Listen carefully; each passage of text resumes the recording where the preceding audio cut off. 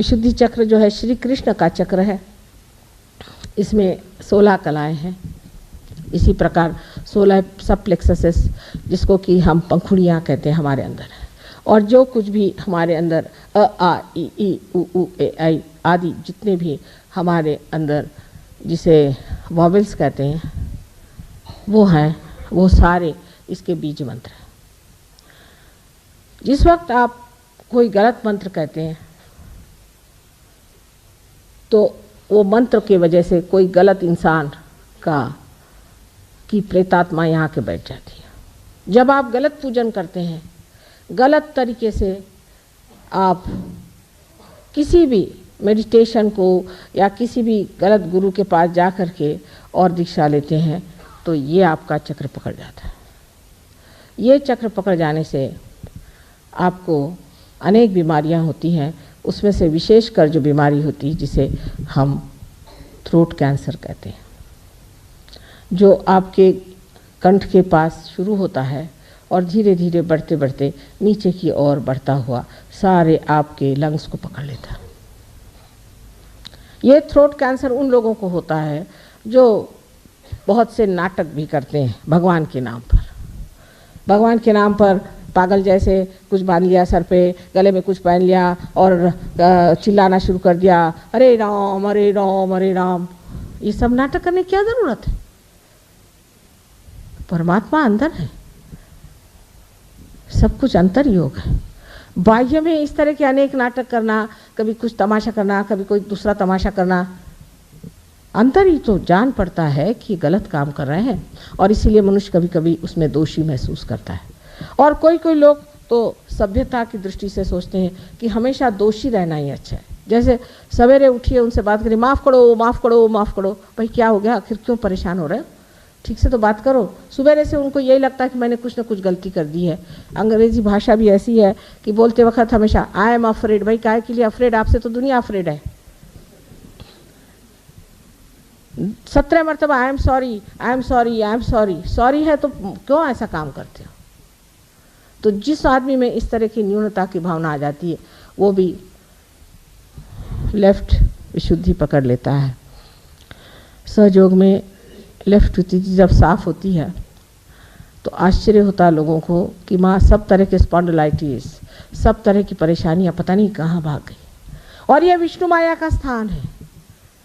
ये विष्णु माया का स्थान है जो कृष्ण की बहन है। जिनके बहन और भाई का विचार नहीं होता, जो दूसरी औरतों की तरफ गंदी निगाहों से देखते हैं, उनका भी ये चक्र पकड़ जाता है।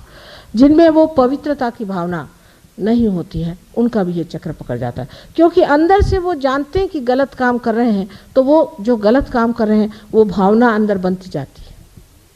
कभी कभी झूठ मूठ में ही बनती है और कभी कभी सचमुच में बनती है। चाहे जो भी हो, उसे निकालना बहुत आसान है।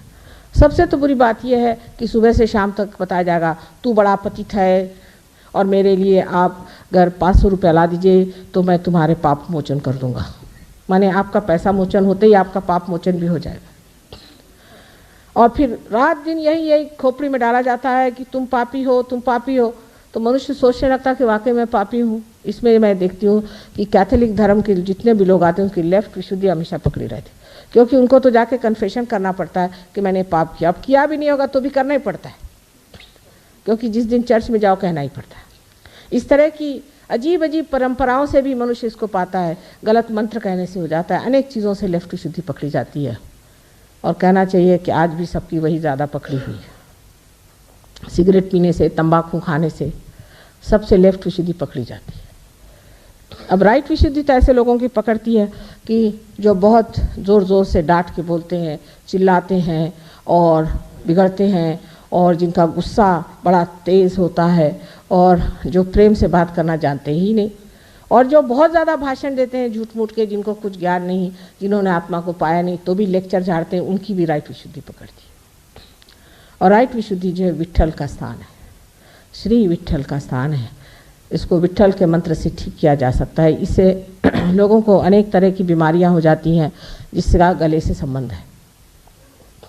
बीच में श्री कृष्ण का स्थान है।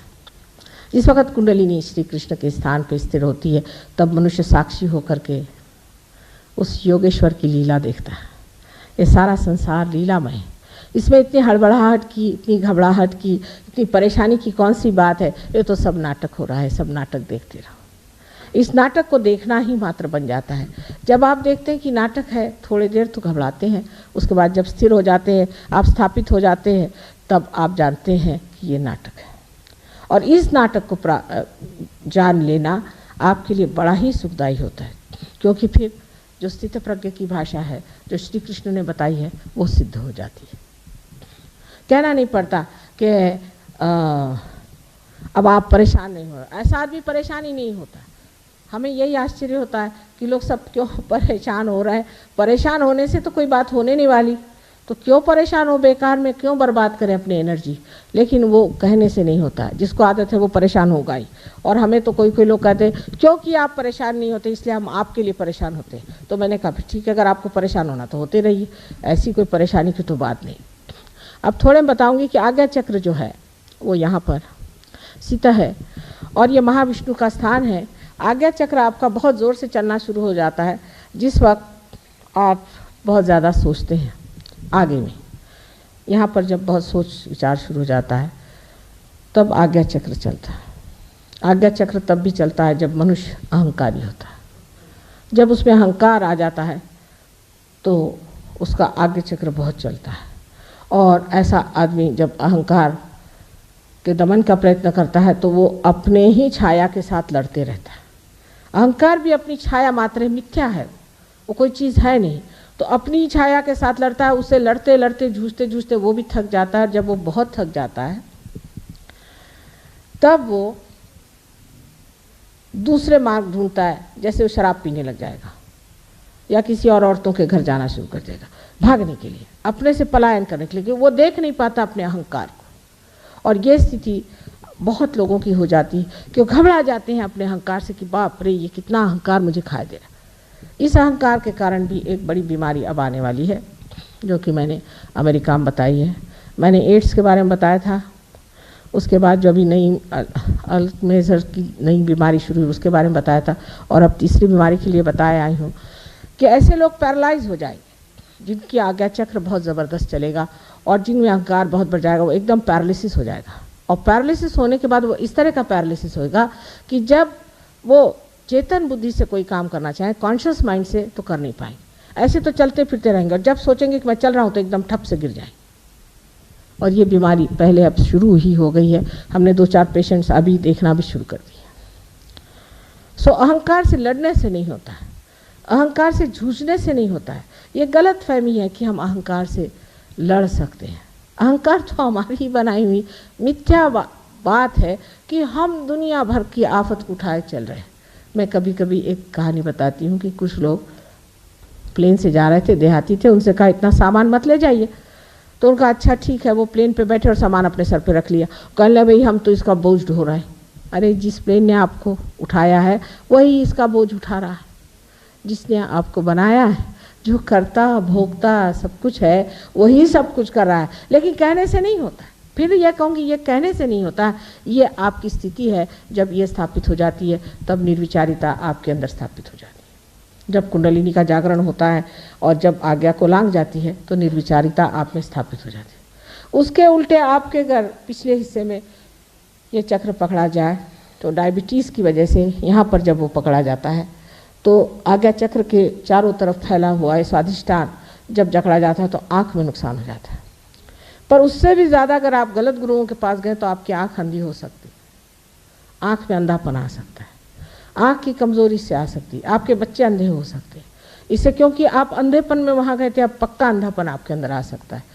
लेफ्ट आज्ञा जिसे हम कहते हैं पिछला आज्ञा है, इसके पकड़ने से अनेक अनेक बीमारियाँ होती हैं। अब सब समय नहीं इसलिए मैं बताती नहीं, लेकिन इसके साफ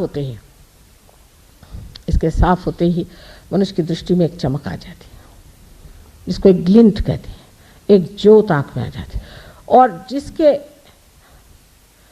आज्ञा की चमक आ गई, ऐसे आदमी की दृष्टि भी अत्यंत शुद्ध होती, इतनी शुभदायी होती है कि जिस पर पड़ जाए उसका शुभ हो जाएगा। ऐसी व्यक्ति की सारी आकृति ही शुभदायी होती, उस आकृति की काट छाट करने की ज़रूरत नहीं, क्योंकि वो सारी आकृति ही उसी बनी रहती है। कि उसके खड़े होते ही उसके व्यक्तित्व में वो चीज़ होती है कि मनुष्य एकदम से ही उसको पा करके शुभ का लाभ होता है उसको। हमारे यहाँ शुभ की बात बहुत करते हैं, लेकिन ये नहीं जानते कि शुभ और अशुभ चीज़ क्या होती है। जब कोई चीज़ शुभ होती है तो उसमें से चैतन्य बहना शुरू हो जाता है, उसमें से चैतन्य जब बहे तो सोच लेना ये चीज़ शुभ है और नहीं तो नहीं। तो पहली चीज़ जब हमारे अंदर आती है, जिसे कि हम निर्विचार समाधि कहते हैं, जो बहुत मुश्किल से लोग पाते थे पहले ज़माने में, वो आपको एकदम स्थापित हो जाती है, आप निर्विचार हो जाते हैं। और इसको प्राप्त करने के लिए कोई सा भी विचार मन में आया, तुझे क्षमा कर दिया, क्षमा क्षमा क्षमा, ये ईसा मसीह ने हमें सिखाया है।